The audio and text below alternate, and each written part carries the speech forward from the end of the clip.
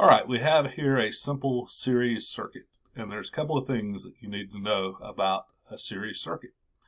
One is the current is the same throughout the circuit. Current's flowing from our negative to our positive, and there's only one path. So the same current, think of it as water as a pipe that's flowing in any one part of the circuit is flowing in the rest of it. And two, to get total resistance, we just simply add up the resistors. Now, one of the things we'll have to make absolutely sure of is they're all in the same units. This is in K ohms, this is in K ohms, and this is in K ohms. So we do know that's the case. And remember, K is engineering notation for times 1,000. So 3K is 3,000, 10K is 10,000, 5K is 5,000. So first thing I want to introduce you to before we get to solving this is, or reintroduce you to, is this Ohm's law triangle. And the nice thing about this triangle is, if you remember to write it as V over I and R, just like you see here, V is voltage, I is current, R is resistance. You can cover up whichever one of these you want, and you have the formula. If you cover up V, you have I times R. V equals I times R. If you cover up R, you have V divided by I, V over I. And if you cover up I, you have V divided by R. So that's the nice thing about that, remembering that triangle. So RT, we said first thing we had to do is make sure units are the same. They are, so we're just going to add 3 plus 10 plus 5, and that is 18K ohms. And get used to writing those units. So the next thing is, we know total voltage, V total, is given to us. It's 9 volts. So now we want I total, and we know that I total is the same as the I that's going through each of these resistors because current's the same in a series circuit. So that's one of the two things I told you needed to remember. So we're going to take 9 volts for I total, and we're going to divide it by 18K.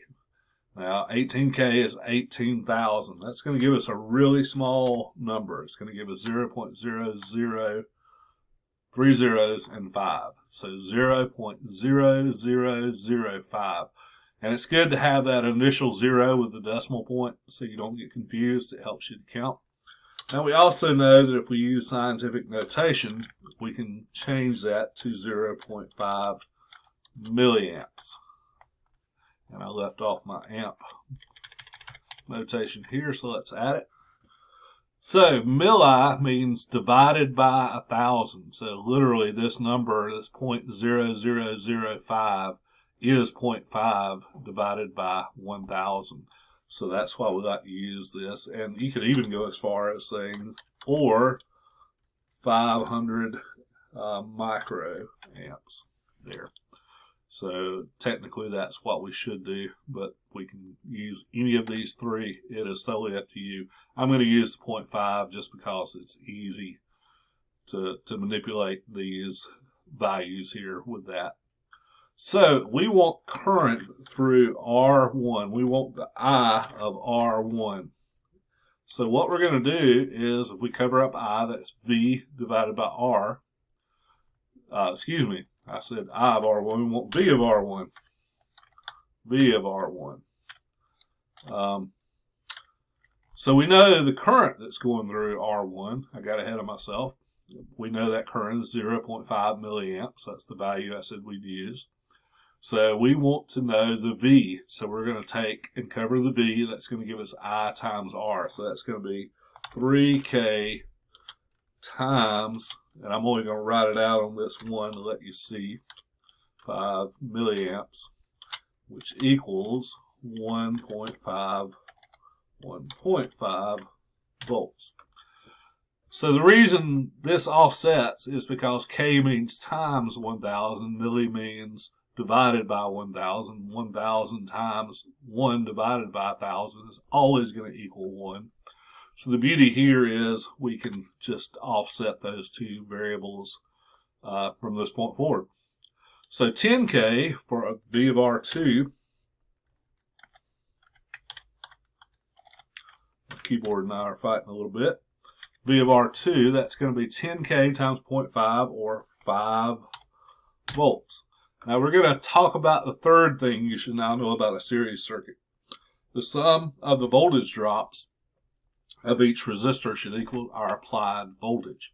So we know our applied voltage is 9, so that means none of these could have greater than 9 volts. And if they do, we've done some wrong math.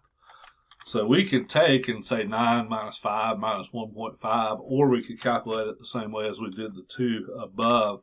And I like to do it both ways because it just makes sure, kind of double checks yourself. So 0.5 milliamps times 5K for R3 is 2.5 volts.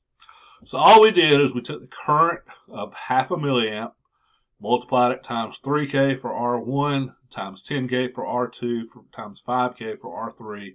And we got 1.5 volts for R1. 10 times 0.5 is 5. 5 times 0.5 is 2.5. And if we add all that up, 1.5 plus 5 is 6.5, plus 2 is 8.5, plus a half is 9. We get a total of 9 volts, which is our applied voltage. So we have now solved this circuit completely. And this is one of the simplest forms of circuit solving you can do. So from this point forward, you should be able to do the same thing. And the only difference may be you may only have one resistor, you may have 2, you may have 10. But the idea is the same. Remember, 3 simple rules there. And that is the sum of the resistances is R total. Current's the same throughout the circuit. So whatever current is total is the same current going through each one of your resistors in series. And the last thing you need to remember is the sum of the individual drops of the resistors, no matter how many, should total close to or equal to 9 volts. And the reason I say close to, if you start doing some roundings out to a couple of decimal places, you may end up with like 8.97. Close enough. That's 9 volts. It's just some rounding issues. So you're going to be doing some problems like this after you're done with this example.